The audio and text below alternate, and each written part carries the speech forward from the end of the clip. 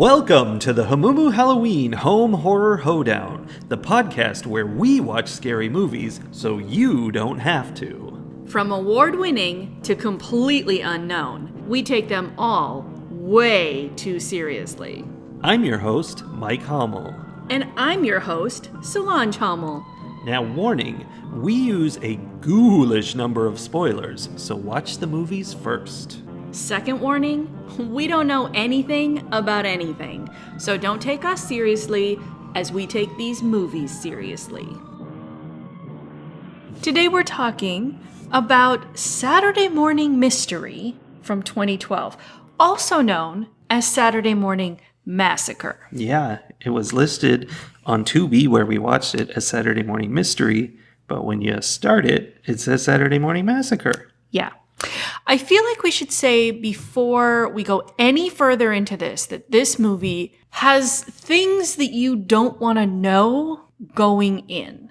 Is that true? Now, no, it is true. Like, I think any kind of spoilers spoil some of the fun of the movie. That being said, I'm not actually saying you should go watch this movie. I'm just saying if you think you're going to watch it, you should watch it before listening. I guess. I kind of feel like what you're talking about is spoiled in like descriptions of the movie on the website and stuff. I mean, possibly, but also like there's just stuff. Like this movie has twists and turns and unexpected things to it, and you know, if someone tells you what those things are, it's gonna change the way you watch the movie. Yeah.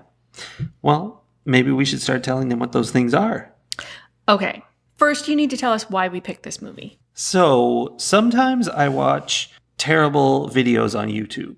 Sometimes. A recent one was this guy, like most videos on YouTube, it's people who make fun of stuff. He was making fun of all the live action versions of Scooby Doo that have come out throughout history. Probably not a lot of history, but recent history. Recent history. And he brought up the movie Saturday Morning Mystery, which I had never heard of. I saw a brief clip of it during this video, and I'm like, that's ridiculous. It's one of those cheapo, crappy... It's video fanfic. Sure. Video fanfic. It's clearly based on Scooby Doo, and it's supposed to be.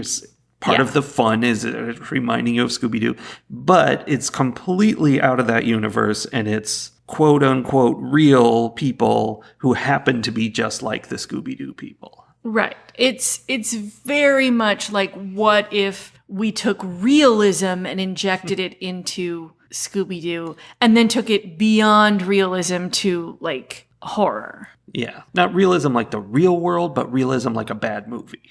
Yeah. So there's 4 characters, Chad and his girlfriend Gwen, and then there's Nancy, the nerdy girl, and there is her ex Floyd, and his dog Hamlet.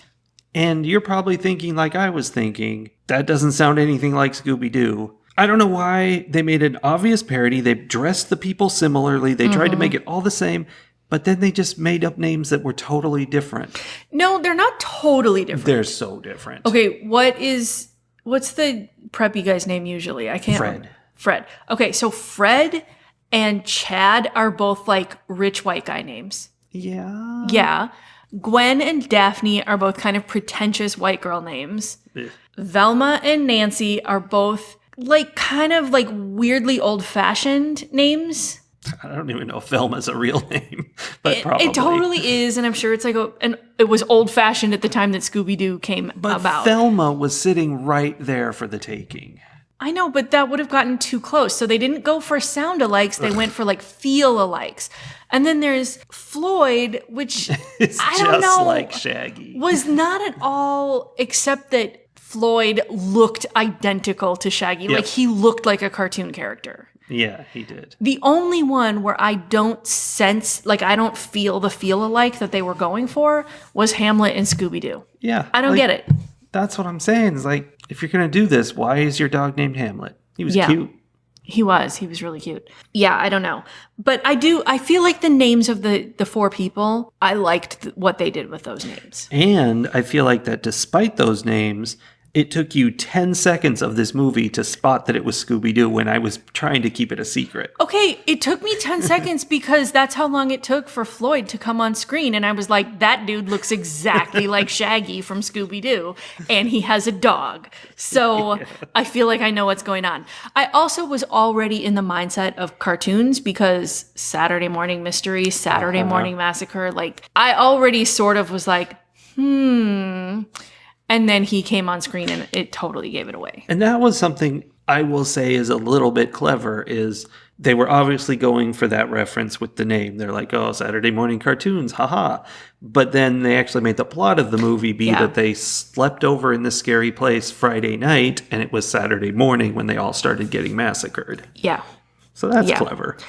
So I liked that the main characters were Gwen and Nancy. Like, they had been buddies from the beginning, and they had kind of brought the guys in, and they were really the ones who were like, it was their business model that they were running that wasn't really a very good business model at all, because they kept like unmasking the people who might have paid them to do things. Like the people would be like, come see our haunted place, to try to get others to stay away. And then they would unmask them, Scooby-Doo style.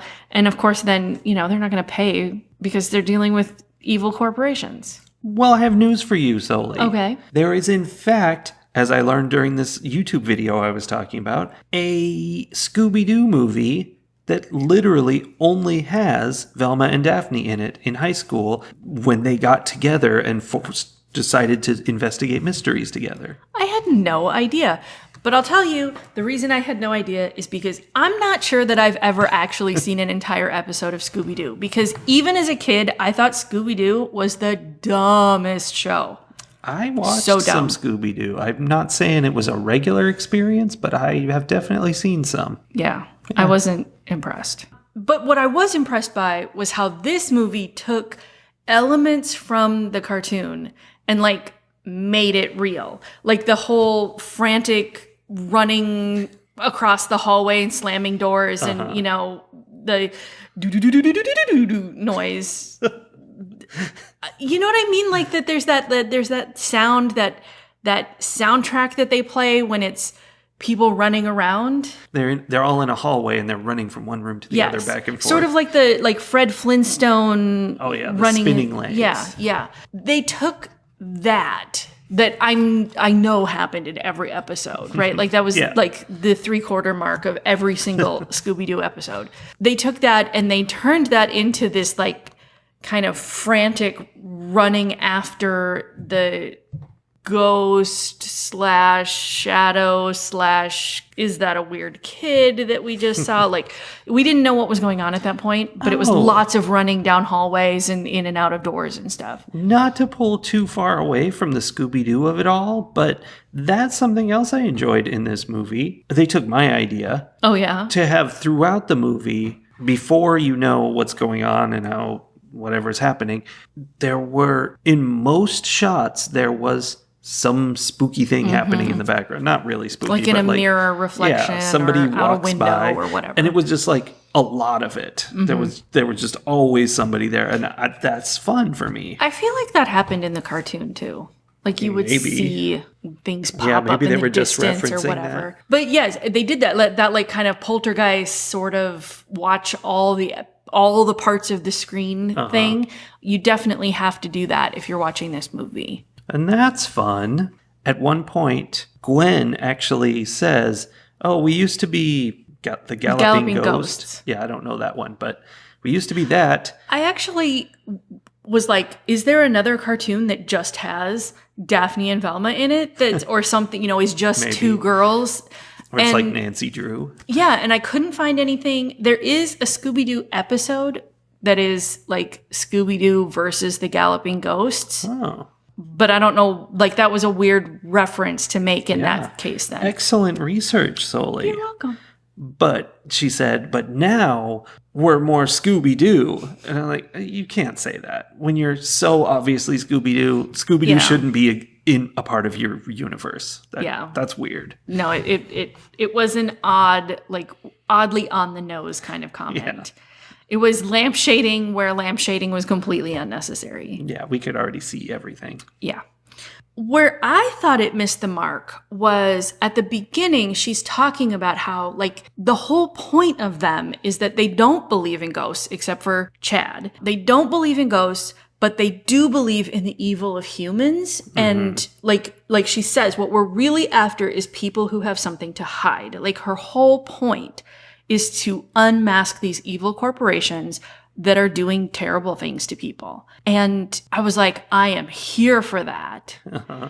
And then, massive spoilers, the end of this movie, it wasn't an evil corporation in any way, shape, or form. It was like these two feral kids who had grown up since they were like toddlers on their own. And they addressed that. Like, they talked about how sad it was. And it's actually part of the end of the movie is, I think, she's trying to, like, save them because she feels bad that they're eating her friends, but there's a reason for it. And then she's not processing the fact that they don't care for her sympathy. Like, they're not at all interested. Sure. They're feral. They're eating people. I can't tell if they forgot what they were doing halfway through or if they were like, ooh, we're going to do this other thing and make that beginning part be like a red herring. But to me, it completely took it out of the Scooby Doo universe because Scooby Doo was about the corporate thing. Yeah. So I was disappointed that the bad guys ended up being somebody that you were supposed to feel sympathetic for instead of being able to be like, yeah, get him. Get that bank guy. Well, that's the thing is I wonder if that was the twist on Scooby Doo they were doing because the bank actually owned this house. And there was a section in there where they talked about how everybody's been trying to buy this building in order to make a mall or whatever. Yeah, it was a mall originally. I don't know if it still was this, far in. Because these kids are now in their, like, 50s. Yeah. Yeah. Maybe not that old. I mean, it's like very much a Scooby-Doo plot where you would think the bank is trying to scare people off to lower the value of the property or whatever. And the banker was there. There was a banker there that they thought was just gone, but it turned out he had been murdered and they found his body. Like, it looked like Scooby-Doo, but then it twisted away to being something else. So maybe that was their intent. I mean, I probably was. I was disappointed in that. It was a twist too many to me because the whole point was that it was a live action, horrific Scooby-Doo because Scooby-Doo was never scary. And this was actually trying to be scary. And I don't know, I feel like they tried to be overly clever and then they lost me there at the end. It reminds me that there's the live action Winnie the Pooh. Oh. It does not look good. Don't remind me of that. That's a horror movie. Is that Winnie the Pooh doesn't wear pants. I don't need live action of that. Well, it's not like that. It's serial killers. I don't need serial killers who don't wear pants. Like, I'm picturing... I don't know if he wears pants or not. I'm picturing a dude who's kind of shaped like Winnie the Pooh, just running around murdering people, only wearing a red shirt. We might have to check it out and find out. I don't know. The thing that I did like was how at first we thought the twist was going to be, or I thought the twist was going to be, that there were actually ghosts because they were all experiencing what seemed like true paranormal things. Yeah, it was very trippy. And like Chad, who believes in this stuff, he was like really getting into it because he truly thought like this was going to be the proof that he's been looking for his whole life. But it also kind of freaked him out and made him want to leave. Yeah, very much. Which, I mean, I feel like was understandable. But then, surprise, surprise, it turns out that they were just drinking water out of a jug that Floyd/Shaggy had used to hide his acid tablets when they ran into a cop early in the movie. Yeah, which he didn't have to worry about it. That cop was very friendly. Yeah, that cop was not interested in copping. But so that I thought that was interesting because they made a big deal out of them drinking out of this thermos, and I kept going, well, that's going to be a thing. And that was even, I think, an intentional mislead where they filled the thermos out of a faucet at the house. And so we're like, oh no, what's in this water? Possessed water. Yeah. For sure. But no, it was Shaggy's LSD. Yeah. And they all had their own like special reaction and their own special LSD trip, which I also thought was interesting. Like Floyd just got wacky Yeah, this was a very special scene in which they definitely wanted to have Scooby Doo talk. So instead, they had Floyd go in there and start voicing Hamlet for him. In a Scooby Doo voice. Yes, he did. Yeah. Which is really weird that he did that. But Again, like a weird, unnecessary crossover. It was so uncalled for. And it was just a super weird thing where he is acting super crazy and like, okay, this guy's definitely possessed. But no, he was just high. Which was funny because they all just assumed he was high because he's Shaggy, right? But then Chad got like super paranoid and very aggressive. Mm-hmm. He was not a nice tripper. Yeah. I don't know what you call somebody who's on an LSD trip. But tripper. Yeah, he didn't handle it well. Gwen, his girlfriend, just got super horny. Yeah. And Nancy got like kind of manic and like way in her head. Yeah, all caught up in her life journey and how it was falling apart. Yeah. And like ended up I was amused by this scene where she ended up like in an empty fountain. Like she was just in an empty basin of this decorative fountain, like pacing in circles. That was entertaining. She's just like, I'm just going to sleep in here. I'm just going to sleep in this fountain. For some reason, I thought that scene was funny. I don't know. So anyway, it turns out there is no paranormal anything going on. They're all just on drugs. Scooby-Doo. That is true to Scooby-Doo. I found it a little difficult to discern the difference between people hopped up on LSD and bad acting and bad writing. Like, it was somewhere between those three things, just a weird mix. Yeah, all of those things were definitely coming into play. And it made me feel a little trippy myself. Yeah, they were acting very strangely. Like a lot of this movie felt kind of ad-libbed, but not especially thoroughly. The cop, when he's like going on his exposition journey where he's telling us all the background to the house. And I'm like, you're using very similar phrasing in repeated places. Like, it sort of seems like you're just reading off a note card. Yeah. The things you're supposed to say. He knew, like, the things he was supposed to hit, but he was not in a hurry to get to them. No, he was not. There were parts where, like the way the dialogue is going, it feels /sounds /looks like a dubbed Japanese movie. They're just sort of saying weird things that they have to say that way to match the mouth movements.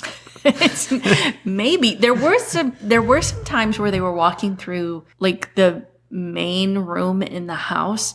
I'm like, the sound is so terrible in this movie.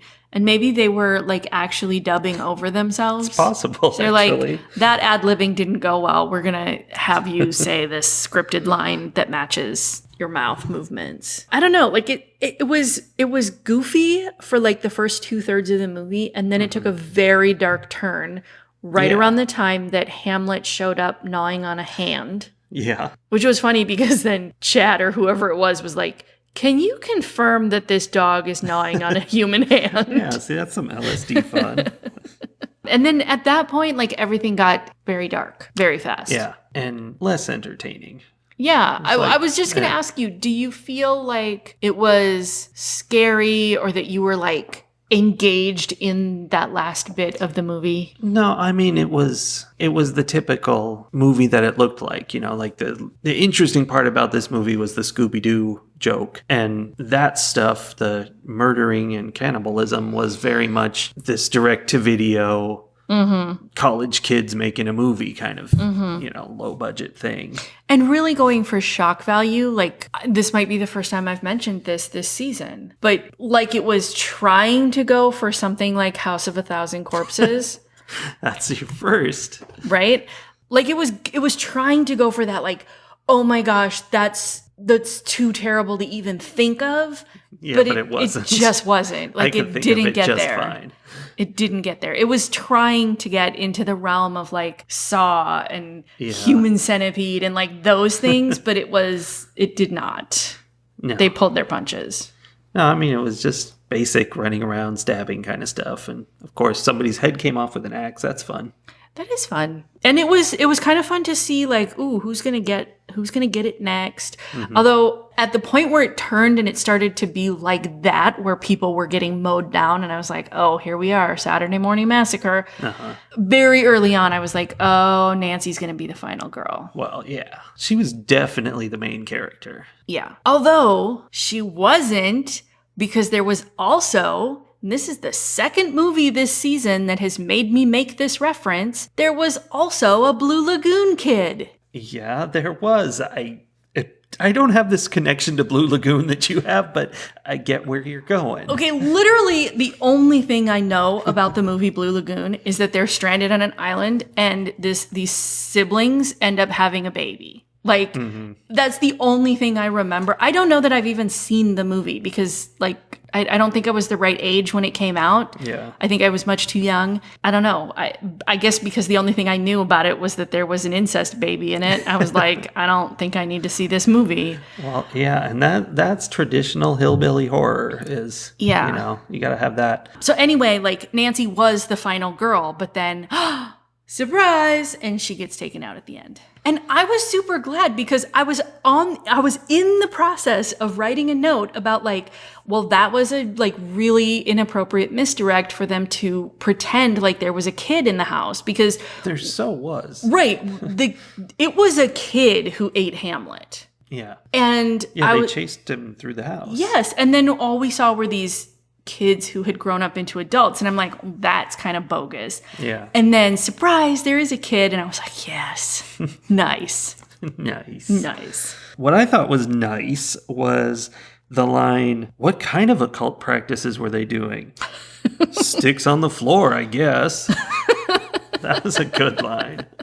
The cop wasn't really, like, I don't know, he wasn't into the occult thing. He was definitely into the gossip thing. Yeah, he liked to tell the stories. Do you think it was necessary, and or if it was necessary, was it done right? The cop was all like, I used to go to school here. I was in the same class as Mona. And then later, when Mona and Frankie are, like, murdering everybody, Mona is, like, having a moment with the cop, and the cop is like, do I know you? What's your name? And I thought that was going to sort of play into something, and then it really didn't. Yeah, he's like, you look so familiar, 30 years older and covered with filth. And completely feral. Except that it possibly did play in to Mona chasing Nancy down and killing her because Nancy was taking her cop away and she wanted to keep the cop. She was even like making Frankie leave the cop alone. I think she wanted to keep him. Make Frankie leave him alone. Yeah. I don't know. She wanted to have a pet cop. I mean, it's artistic.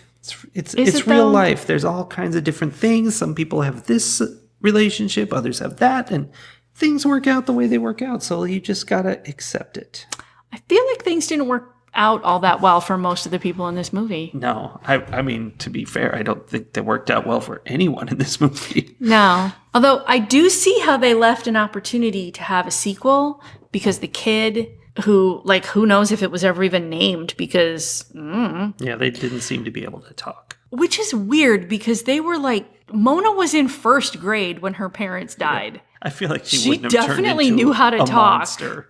She would have just been dumb, uneducated. Uneducated, right. And even that, like... They probably would have gone out of the house at some point and looked for another human being. Yeah, they could have rather than living in the walls for 30 years. But there was talk of their parents being weird and locking people in places. Yeah. They could have just locked them in the basement. And I don't know why they would have survived that, but whatever. I mean, yeah. There was some suspension of reality happening in this movie. There was. Just a touch. In this Scooby Doo movie. Yeah.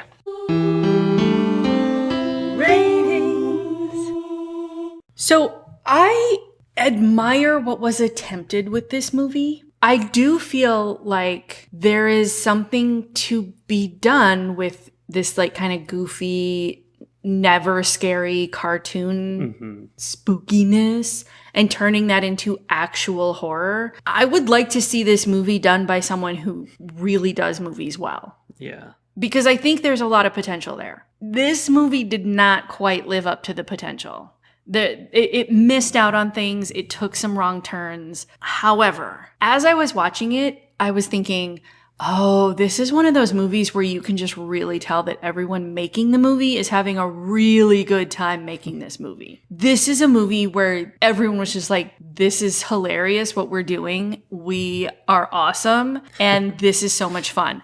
And I like that. Like, I can appreciate that. I don't think it makes for a good movie, but I can appreciate that they were like really getting into what they were doing. And that's cool. I don't think it worked for me. So I'm going to give this 2 Ram's Head Gates to Hell out of 5. And I'm going to cross all my fingers and toes that someday someone tries to do a Scooby Doo horror movie the way it really needs to be done. Yeah, I think that sounds good. That really does it like where it's attacking capitalism. Like, oof.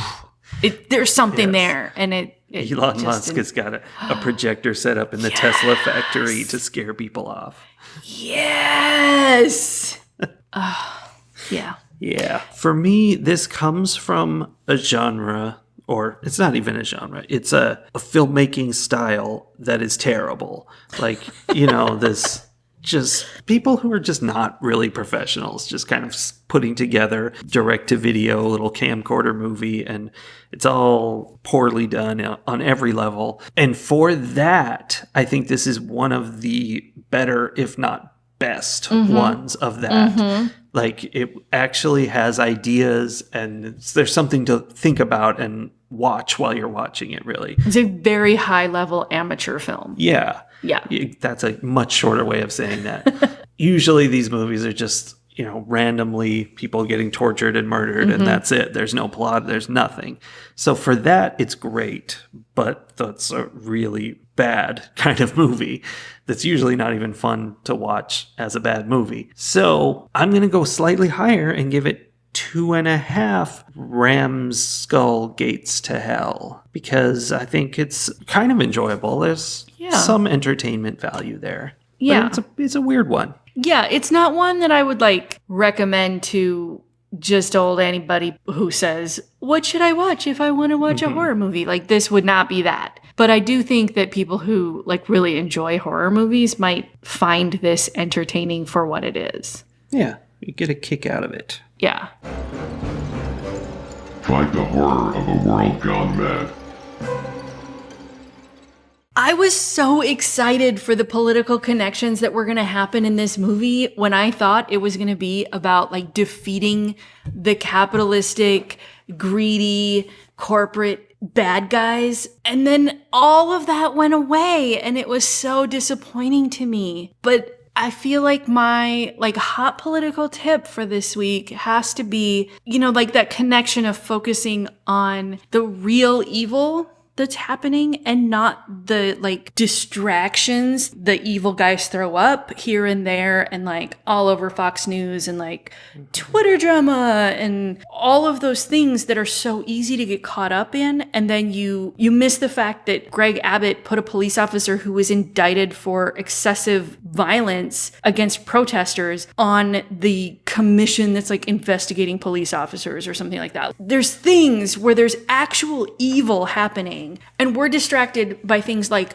Marjorie Taylor Greene or Sarah Palin saying anything. Everything Literally they say. anything they ever say. Those people are in the Republican Party to serve as distractions from what's truly going on in the Republican Party. That's a really good point. We're supposed to get all freaked out because Marjorie Taylor Greene is I'm a proud white supremacist, to distract from the fact that there are white supremacists running the Republican Party. Anyway, see, there are so many opportunities for this movie. Forget corporate. The next Scooby Doo movie should be about a political guy. They pull a Klan hood off someone's head and they're like, oh, it's Old Man Wilkins. They pull a mask off his head and he has a Klan hood on and they're like, oh my God.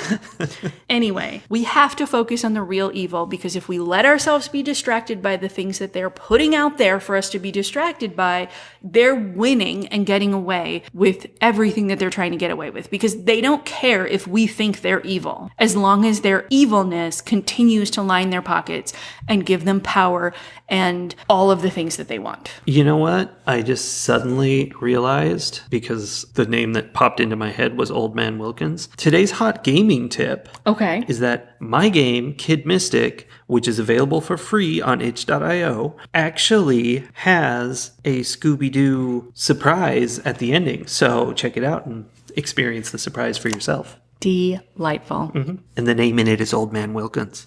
I think. It was like 20 years ago when I made that game. All right. That's that. All right. We'll see you all next week with another exciting hit from the world of horror. Bye, everybody. Don't forget to call your elected representatives. Bye.